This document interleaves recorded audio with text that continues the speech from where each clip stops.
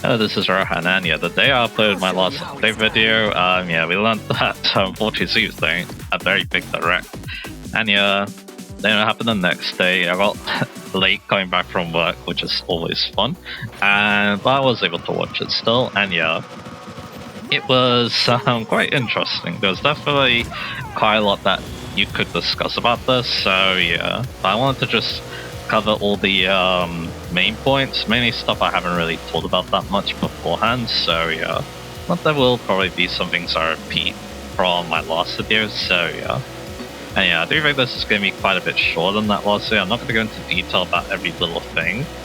And yeah, I'm probably going to keep the speculation a bit more to minimum, but you never know. I'm probably going to ramble on that last bit a lot, so I guess we'll find out. But anyway, let's actually get into it now. So one of the things I noticed like near the start was obviously how they are laying out these routes. One thing I do like is the very different openings that each character gets. I thought that was a really cool thing. And then yeah, we'll see if this persists into the Hurricane section. But yeah, you actually get to see all the characters travel there, and then seeing how they do it. I think that is very, very neat, I must admit. I assume it'll be like an extended prologue, but hey, it will be a chance to battle some enemies in some more basic maps, learn about the characters you're gonna be using too. I think that does sound pretty cool, I must admit, so yeah. I'll probably, also help them get out their common or noble class, if that's gonna be a thing in this game, so yeah. But again, of course I do mention this because again, Three Houses is definitely, very similar in its part 1, and then part 2, I would say there were a few differences, but some routes still felt very similar, and you still have a monster, obviously, which made all the routes feel quite similar to each other, so yeah. So again, we'll see, how this game does with, its part 2, but anyway. So, also get shown that, the characters are going to face off against each other during the heroic games. I'll talk about this in a bit, but yeah, I do wonder if this could be affected by, being able to play the pass in parallel. That's definitely something interesting because again, you could, have a big impact on how, these battles go. In that case, like, maybe you have more units to fight based on, who's been recruited, or, who's maybe been lost in battles, so yeah. So again, we'll, see about that. But of course, yeah, I think we'll, get onto it now. You can play all 4 paths in parallel and just, switch between them. I do wonder how this is going to work logistically.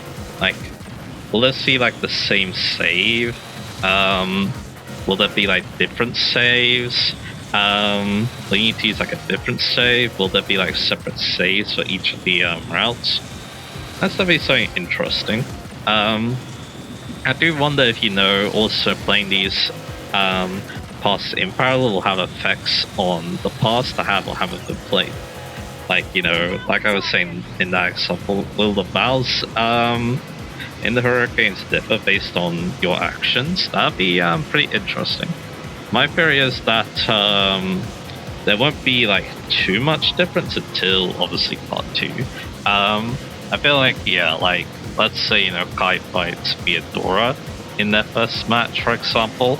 I feel like that's always going to be a case, and I guess in that case, Theodora is always going to fight, Kai as well. Like, yeah, if you do another playthrough, that's not going to be any different, in my opinion. Like, yeah, again, the chapter layout should be pretty similar for each, like, for the protagonists in, like, subsequent playthroughs. Like, yeah, like I said, for example, Kai's going to fight Theodora, that's just an example, and then, fight someone else in the next map, and then that's not going to change on a subsequent playthrough, in my opinion. I think that's how it's going to work. But again, it's a very neat idea. It does make me wonder too, what is the content of these routes going to be like? More on that later. But anyway, let's look at some combat things I noticed, such as gauntlets. One thing I noticed about the gauntlets, we haven't seen the brave effect on gauntlets at all yet. Does make me wonder if that's actually going to be a thing that they are able to do in this game? Or is it going to be, brave effects are going to be a lot more limited in this game? If they're even a thing. obviously. So yeah. So again, that's an interesting change. But yeah, I can never see gauntlets being either defensive weapons, so like a lot of void, or maybe like the shielding art they give you defense. And yeah, to make up for the fact that they don't have the brave effect anymore, they could have more might, be lightweight, if that's a thing in this game. So yeah. But yeah, when you describe them like that, they can't just feel like swords. So again, I do wonder, how they're gonna differentiate them. I think there's one way though, and that's obviously the fact that there's some special gauntlets. They are firearms, like the salamander that priest uses. So, yeah. So does anyone wonder how this works? My guess is that it's a combat art, allows you to shoot, and then when you're not using the combat art, it works like a gauntlet. So yeah. Again, an interesting decision for a foreign game. Again, this is definitely making people's heads roll when they saw the screenshot this when the game first got revealed. So yeah, again, it's an interesting idea. But then again, Fire Emblem Heroes has guns too now. So yeah, so I guess it's only a matter of time. So yeah, then again, we'll see. How I feel about this. When we actually play the game. At the moment, again, I'm a bit unsure, but we'll see. And this is something that was also shown in like gameplay previews too, but it's spears in this game. They're no longer lances, at least to my knowledge. These deal effective damage against horse-mounted units, all of them. Well, most of them, I should be saying. I assume like the weak ones don't, but yeah. This is definitely an interesting thing. Again, it does make lances stand out a bit, and obviously it reminds of those two, where they have, effective damage against flying mounted units. It'll be interesting to see what, the gameplay balance of this is going to be like. Like again, is this too big of enough for mounted units? Of course, if it's only double effective damage, probably not. But of course, some of them may have, triple effective like a Rider's Bane, so yeah. So we'll see about that. And if they do it like that, that probably won't kill mounted units too much. Like, you still need to be a bit careful, obviously, but you won't have to, worry for your life like, archers, so yeah. It's an interesting way to, try to balance cav units, even though, flying units are probably the ones that are in need of more balancing, especially, because they're in 3 houses, but, 3 houses are the wide dominance, obviously, but again, it is interesting. We'll see how, this actually, affects, the gameplay parts. It's definitely something I'm quite interested in. It also does lead to, classes that, specialize in spears, mainly flying classes. Yeah, they're gonna be very good at mowing down mounted units, so yeah. But anyway, after that, we got to see a bit of support boss. You actually get to see these during battle, which is really cool. I don't think you are able to beforehand. So yeah, like not many Fire Emblem games actually like show you this. You need to kind of calculate it on your own based on what they. I think the main like games that might actually just show you this is like Radiant Dawn, for example. So yeah, it's very neat to see this in a lot more clear detail during battle. And yeah, the effects are very varied. Now yeah, one thing that this makes me think of is Engage. Engage is kind of weird where the effects are fine. There were some pretty good effects, like especially the hit boosting ones. But yeah, they only activate when you're adjacent. So again, they felt a little bit limited unless you're using Lucina's engage rings. So yeah. So again, kind of feel like supports they're nice, but like not like something you were base your strategies around. Like I mean, you kind of were with Lucina, but yeah, again. I don't know, I felt they were a bit underwhelming, but I feel like in this game that could change things, especially if they're not adjacent. But considering how powerful these effects could get, I can definitely see them actually being adjacent. But that's fine, I think, as well. Like having these more powerful varied effects, being able to see them more clearly too. I think that's fine if you want to just make them adjacent once again. So yeah. And after that, we get to see what the rewind mechanic is called. That's Fortuna's Blessing. again, yeah, this is, you know, this has been in like every foreign game, every successful foreign game of the modern era, so yeah. Including Three Houses, obviously, so again, it does make sense it's gonna come back. Considering that, you know, Fortune is also one of the goddesses too. I do wonder if, you know, attending her church or, you know, maybe give you more charge like this. I could definitely see that being the case, possibly, so yeah. Again, there's not much else to say about it. It's the simple reroll mechanic. Again, I did mention before that I'm the biggest fan of this because I feel like it can make level design, you know, feel a bit more lazy because again, the devs think you're just going to rely on rewinds. They don't, you know, put in as much effort into the level design. That's kind of one thing I didn't like about Three Houses, or at least that's what it felt like on, you know, Mad Men. But yeah. Yeah, that's mainly, I would say that's more of a nitpick thing because again, I do think it is a good quality of life feature, accessibility feature, and I think it's more thing in this than racing games, to be honest. So yeah, there's a lot of racing games that don't need them. So yeah. Anyway, let's talk classes. So we get to see 3 tiers of classes. I do think there'll probably be a tier below for common and noble. As again, I think we have seen those classes in like gameplay beforehand, so yeah, it makes sense for those characters that start at, you know, level 1. So yeah, then they obviously transition to the beginner classes. There's an interesting selection there. I was expecting, you know, Ornia Stride to be a beginner class, but yeah, I guess that's, you know, one way to, you know, try to get mounted EXP there. And you have Speciality, which is basically intermediate and has focus classes like your Armor Knights and Cavs. And then, of course, the advanced classes. So the ones that they are shown in the trailer, they feel very finalistic, I must admit. Especially, you know, one of them. But yeah.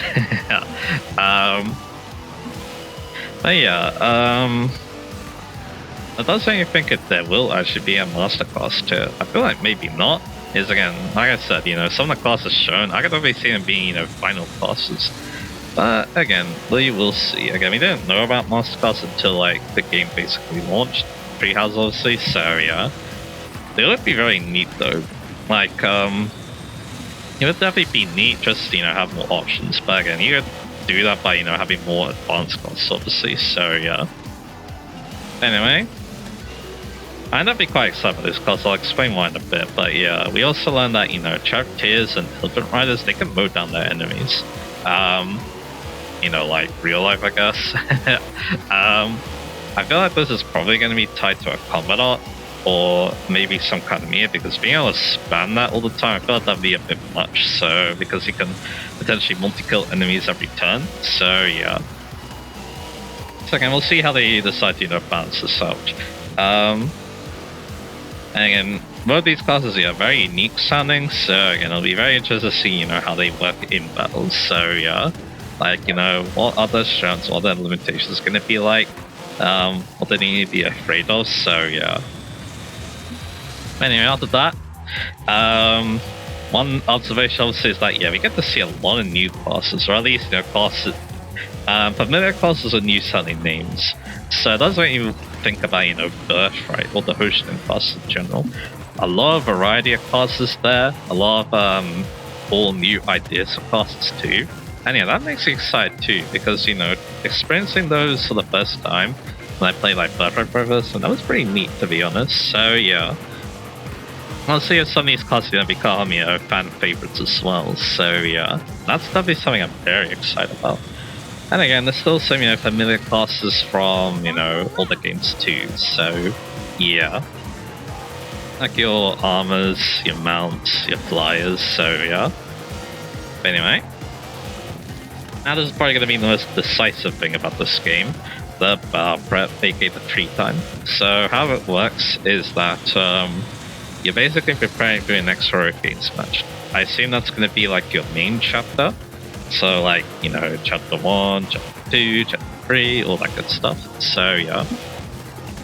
Technically, yeah, 3 Houses also kind of like this. Like, each chapter was not only your preparations, was also, well, yeah. One chapter says, yeah, it was your preparations for the battle, and then the chapter itself. So, yeah, I assume it's going to be something similar here. You can also get intel for your next match, and then you can obviously prepare beforehand. Like, it'll tell you, like, yeah, you probably want specialty classes for this battle or something like that. So then, yeah, once you get that hint, and then, yeah, you can start preparing with the free time you're given. So, you can either use this time to explore Daxian or explore the world map. So, again, I do think this is going to be the very decisive part of the game. It kind of depends on, how fun it feels. Because, like, in Persona, it kind of feels fun. Because it feels like you're always, working towards something great. In, I don't know, strategizing around it. Strategizing your free time.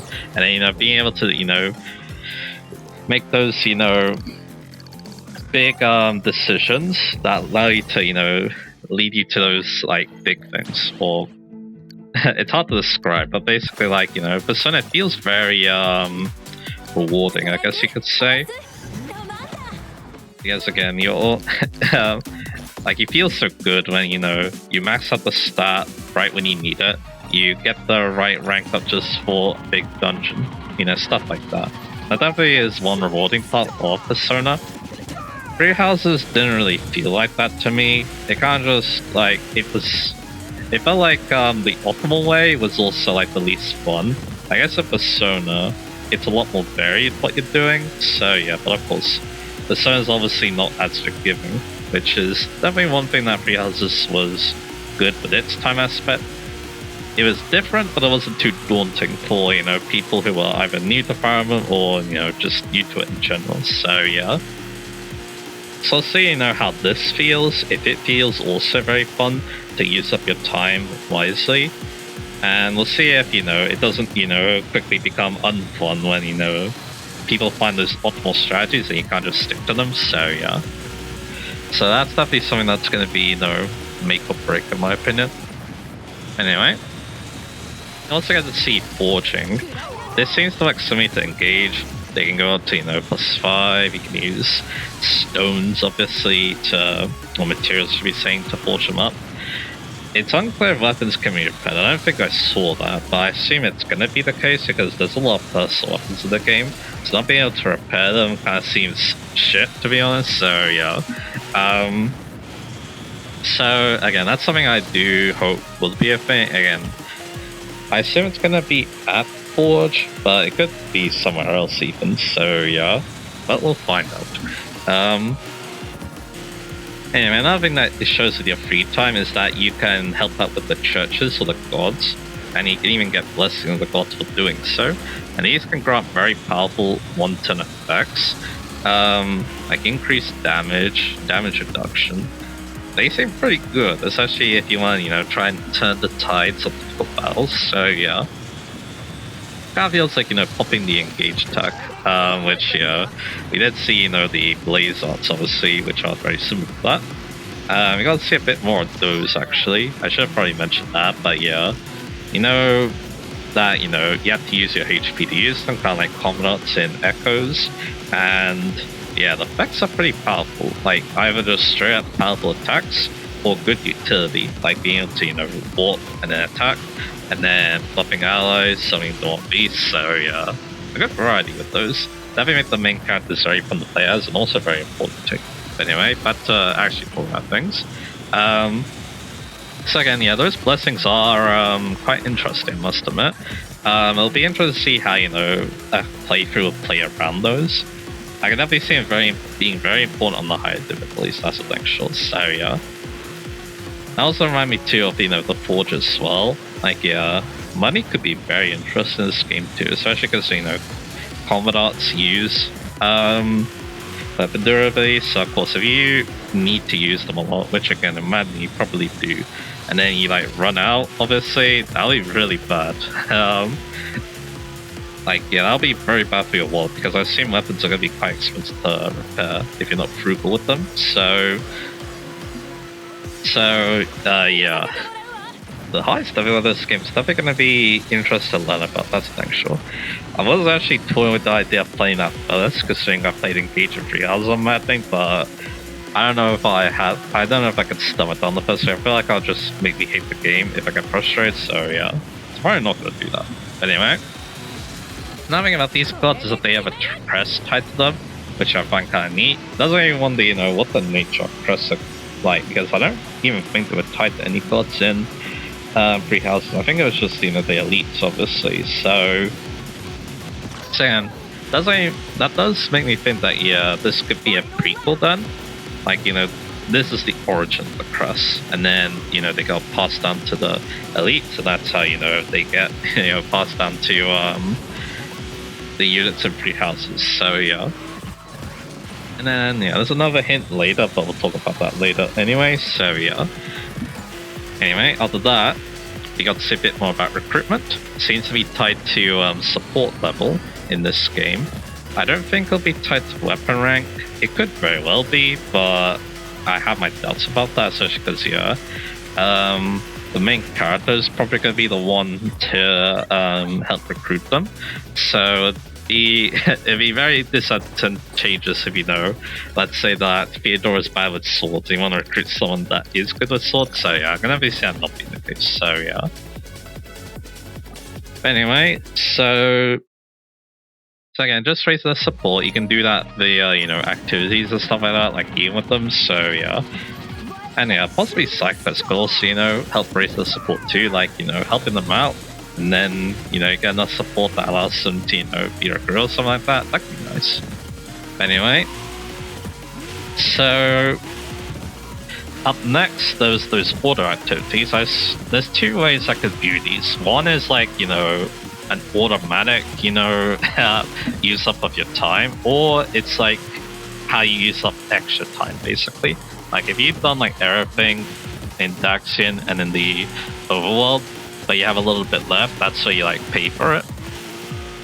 Again, we'll see, how important these will be. Yes, again, you can do a lot of cool things, like, you can even level up, gather materials and stuff like that, so yeah. So again, we'll see, how optimal these will be. I do feel like if these are very optimal, it will definitely, speed things up quite a bit. So yeah, again, we'll see if that's the case. Anyway, after that, we have we got to see some battles in the dungeons as well as the overworld as well. These ones look a bit different than Echoes, where it's not on a grid anymore. It's like you're battling with all your mates, and it kind of still works like an actual battle. Like you still got your hit rates, your damage, and all that. So, and then yeah, you can also get linked attacks as support too. It's interesting. And yeah, I do think it's probably better than Echoes because again, just doing battle over and over again in traditional Ryan fashion, I can see that getting very old. So yeah, at least with Echoes they can go by very quickly with the first strike. But again, with something like this though, I can definitely see that not being the case. So I'm kind of glad that they decided to touch it up. Obviously, they show up a lot of enemies here, including those robot enemies, which could be a Gothans, but considering, part 2, I feel like the Gothans aren't going to be a part of this game, to be honest. Like, maybe they, could be, slithering in the dark, like, the namesake, but I don't know. I feel like they would be more of a presence, I feel like.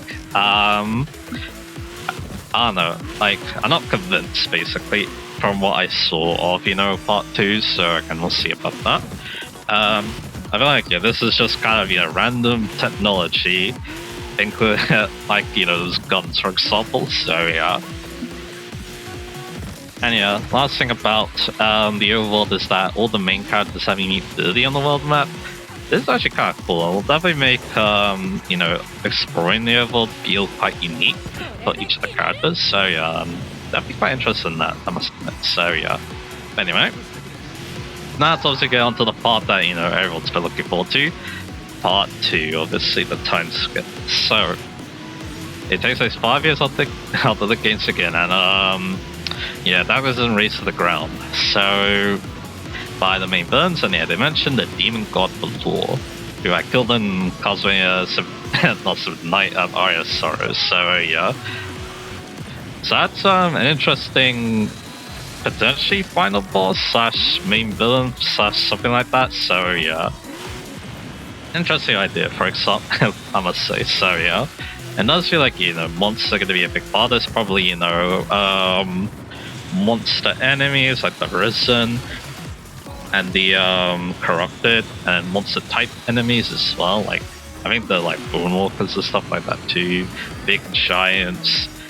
There's gonna be quite the variety of monstrous enemies in this game, so that'll be quite interesting. So yeah. Anyway, we actually have an idea what Surface's aim in this game is like now. It seems like, yeah, she calls them Ishmael, and yeah, Ishmael's the one to confront these sorts of evil for her. So yeah, it seems like, yeah, she's on the side of good in this game, wanting to, stop the main villains of this game. So yeah, it's good to know that, her motivations are a lot more basic than I was expecting. So yeah. Does anyone wonder what we saw in that, trailer? Like the person she's confronting and stuff, how does she even do that is the question. So yeah. But anyway. So now it mentions something kind of weird, so in my opinion. Obviously you got Israel, the main character of the game, as they say. More on that later. It says that, yeah, they can just go ahead and take on the Force Evil just like that on their own, but they say it's going to be very difficult. I assume this is because you're going to be very limited in units, and you might be very underleveled as well. So yeah, you're probably going to get destroyed. It does make me wonder, when someone is going to, crack this and beat this on like the highest difficulty and stuff like that. That would be very funny to see. We also made the game very short, maybe, but anyway. But yeah, of course, the way it's described definitely reminds me of Breath of the Wild a lot. So it's interesting that, we're getting inspired by that game too, so yeah. Anyway, of course, the thing it actually wants you to do is, use time travel, which, yeah, that American blurb thing that I talked about last time, yeah, it was true. They weren't lying about, there being time travel. So you go in the past, you find the missing main characters, they'll join you, probably with the other units too. And yeah, this is where you get your power, because most likely, all the work you put in the part 1 is going to transfer. So units you create, the classes and skills you acquired, all that stuff, so yeah. So now, how do I feel about this? So one of the first things that came to mind was actually Radiant Dawn. Although not for the right reasons. And then thought about, Farmer and Revelation. That was probably the one that makes the most sense.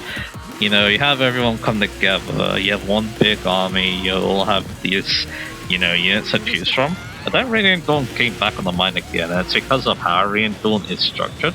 Obviously you got, part 1, 2, and 3, where you're using all the units, and you're kind of prepping them for part 4. So if you view it like that, this game's part 1 is part 1 through 3 of Radiant Dawn, and then part 2 is obviously part 4 from Radiant Dawn, which is probably not a good thing considering part 4 isn't great outside of Endgame, but hey. I do like the fact that, we're getting some, Radiant Dawn sounding gameplay here, I must admit, so yeah. But I'd be very excited about that, I must admit, so yeah. But anyway. So yeah, and we'll see, how I feel about this. I do think that, time skip is definitely going to be, make or break for this game on how I feel about it, but I'll talk more about that in a bit. But now let's ramble for a long time, I think. So Ishmael. So they can have their presence customized like Koran in Fates, but it does feel a bit more limited when compared to Fates, in my opinion, from what I saw on YouTube, so yeah. Now, yeah, this does probably confirm that, yeah, Ishmael is a blank slate, or a self-insert. Basically, like, Byleth and similar protects before that. Probably most similar to Byleth, though, because, yeah, those protectors talk quite a bit. Like Robin, Corin, and Chris to some extent. Byleth doesn't talk at all. I assume, yeah, again, they're just, supposed to be, an insert for the player. That does make me, not care for Byleth that much, because, like, they're supposed to be you, obviously, and supposed to be your viewpoint for the game, so they don't really feel like a character, even if they, try to do stuff with them, so yeah. That's why I didn't actually mention Bible in the backlog review, which is kind of funny, but anyway. It's just I kinda just view it for what it is, so yeah, and I feel like Ishmael's gonna be quite similar in that regard. That probably means they won't be that great of a character, so yeah. But again, we'll see how I feel about Ishtar versus Bartek, and I do think that Bartek's gonna be the character that are gonna be most like, which, because with the service connection probably makes a lot of sense, so yeah. Anyway. So yeah, in terms of protagonist, or in terms of, avatars like this again, it's interesting, like, yeah, we don't actually have customization since Fates, because after that, we had, Viola, Shez, and Leah. And I said Viola is basically some stuff, but Shez and Leah are, definitely the Ogres, so it'd be kind of weird if, you could change their appearance like that. You could change the Liz clothes Bowser, so yeah. So again, we'll see about that. Now, yeah, I think one reason why, Ishtar's probably going to be, a blank slate is because the other characters are going to pull the weight. And yeah, we'll see if that's going to be, the case. Because again, I do think there's potential there. Because again, you get to see how they start off. You get to see, how they develop, and you get to see, how their resolve changes at this point. So yeah. So again, we'll see if that is going to be the case, but again, it does, question, how the quality of the story is going to be as well, so yeah. Anyway, here's a kind of a shock, and it was so shocking that my friend mentioned it.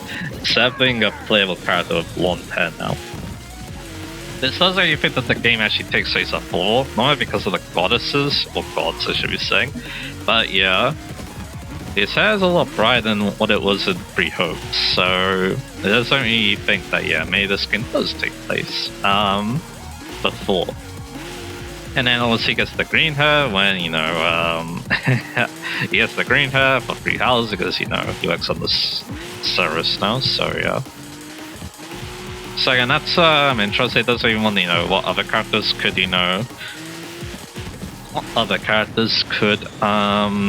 come back from 3 hours. Most likely, very old characters like that, so yeah. Anyway. Now, yeah, as was shown there's a lot of content in this game. But yeah, I do feel like the big disadvantage of this is bloat, just like 3 houses. So yeah. Like, yeah, it doesn't even wonder, what the content of each of the routes is gonna be before, part 2 happens.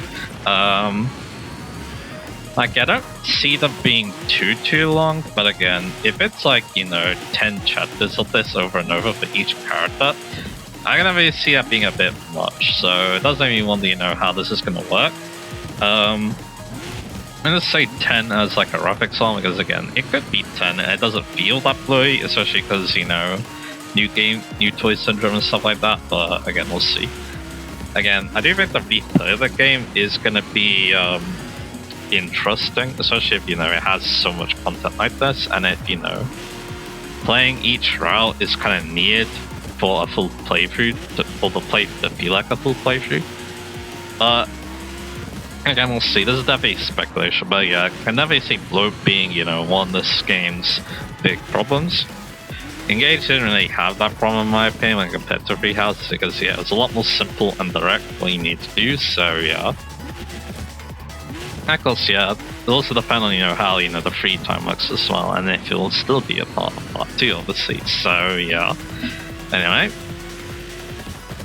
So yeah, I even mentioned this here, so yeah, how different will part 2 play? Because I assume that, yeah, your free time is also going to be a lot more limited. You're probably not going to be able to do anything in Daxian, so yeah, probably just be the overworld done. If it's a thing, that is. If it's just chapter to chapter, though, which I don't think it'll be, because then, how can you, take on the whole say on your own then? So I assume that, yeah, again, you'll be able to explore the world map and basically, decide what you're gonna do, so yeah. So again, we'll see, how they decide to do that. I can only see it playing quite differently.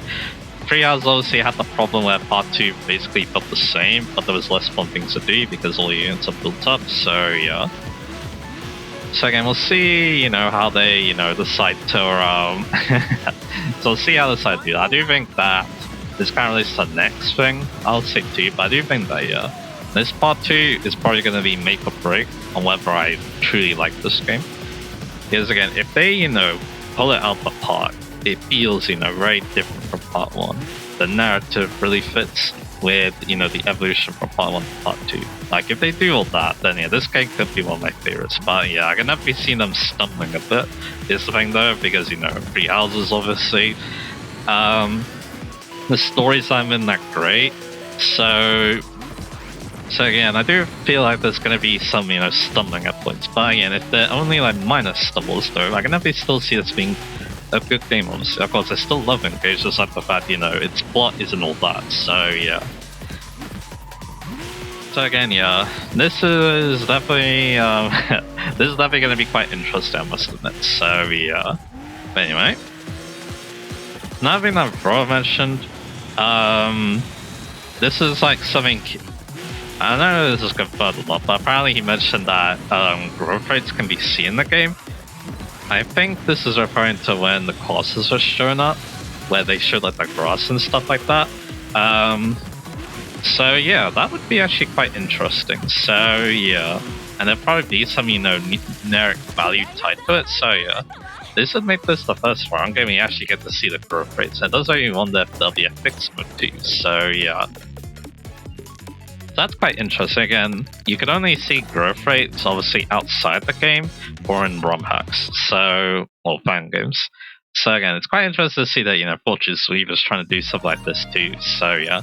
And also does, you know, help show what costs to go into too, because, you know, something that, you know, Free Houses didn't show, well, any game with a free class system is that, yeah, your growth rates do change. So, of course, if you, like, let's say, make Leonie go down the Cav route with Cavalier and Paladin, you're gonna lower her speed growth, and of course, you don't really get much falling to that, so yeah. So again, it would be nice to, you know, see something like that for a game like this, so yeah. So yeah, I think I'm gonna wrap up. Actually, there's one more thing I'm gonna say before that. Of course, I did kind of mention this before, but yeah, I don't think the plot will be all that. I think my expectations are going to be kind of low. Again, there's so much things to focus on. There's so much things that need to be focused on here, so I feel like, yeah, the focus is going to be a bit, you know, all over the place. It's definitely one problem with 3 hours too. Like, you know, Claude game, like, no focus it felt like at all, so yeah. And compared to Yuka and Dimitri, so yeah. So again, we'll see, you know, what they decide doing. Of course, having the Black State avatar, yeah, again, that doesn't give you the highest of hopes, but again, we'll see. It does look like, yeah, my favorite, I do think, compared to Screamer, I feel like Screamer's gonna have the better overall plot. That's my prediction, but again, I guess we'll find out. And then of course, yes, Screamer's actually kind of similar, where, like, you know, you have different factions, you get to see their viewpoints, and then, you know, it comes together to make the overall plot. That's gonna be what Fortune Sweet is probably gonna be like in part 2. We'll see if it's gonna be more or less focused on Screamer, I guess, so yeah. But anyway. So yeah, I'd say that, yeah, overall though, I'm definitely very optimistic about Fortune Sweep. I definitely want to get it. When that of course releases, so yeah. Yeah, so yeah, even despite, you know, potential problems this game will have, I do think that, yeah, this will be a very quality game. I do think that, yeah, it will be a big improvement over 3 Houses. How will it compare to my favorites, we'll see. Again, to be honest, I feel like my Fire Engage to be a bit more simple. I think that's one reason why I like Engage. Like, it's all about, you know, the combat mainly, everything else to kind of a backseat, it felt like, but to be honest, I didn't mind that too much. I still like the characters in the end anyway, so yeah. But, fortunately though, this feels like, you know, they're going all out with, like, everything.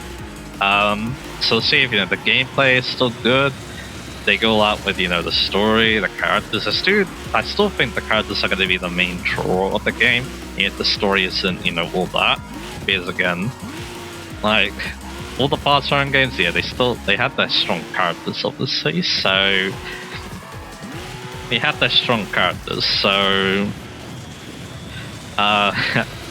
so then that's kind of what made me, you know, like the plots, despite, you know, the overall plot not being the best, so yeah. So, yeah. But like I said, yeah, definitely optimistic. I must say, so we'll see, how the game plays when I get to play OC.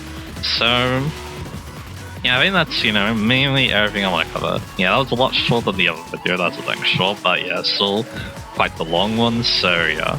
But anyway, though. So, yeah.